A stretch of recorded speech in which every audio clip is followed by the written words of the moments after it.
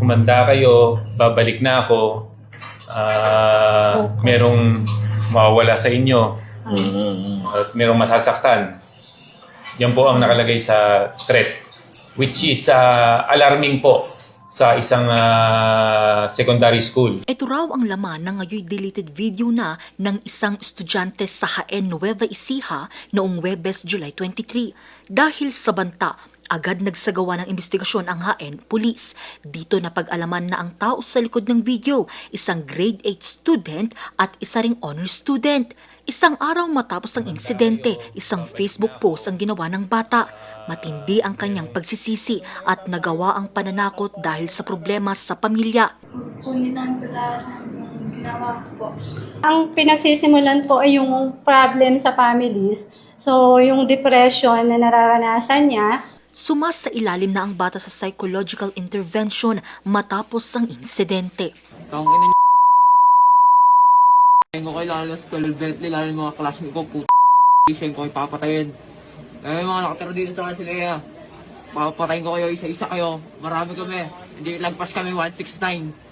6'7" kami. Samantala, arestado rin ang isang 17 anyos na lalaki sa Mexico, Pampanga. Ito'y matapos na mag-post ng pagbabanta online noong Sabado, July 25. Kumalat raw ito kalaunan at nagdulot ng matinding takot. Sa ngayon, nasa kustodiya na ng Municipal Welfare and Development Office ng Mexico, Pampanga para sa kaukulang intervention.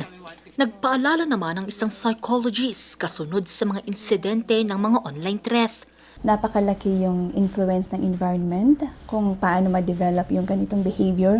So kung ang isang bata ay lumaki siya sa isang agresibong tahanan, like laging may sumisigaw, laging may sakitan, pwedeng matutunan yung bata yung ganong behavior. Meron kasi tayong tinatawag na social learning theory, ma'am, na kung yung ibig sabihin nito, yung bata, they learn through observation and through watching. So, pagka na-expose sila sa ganong environment, hindi lang naman sa tahanan, pag na-expose sila sa peers nila or sa social media na may content na yung violent content, pwedeng ma-normalize yung ganon behavior. Mainam daw na magkaroon ng komunikasyon sa tahanan at mapangalagaan ang mga bata upang mailihis sa anumang karahasan. Siya ko kayo papatayin. Angel Arquero, RNG News. Papatayin ko kayo, isa-isa kayo.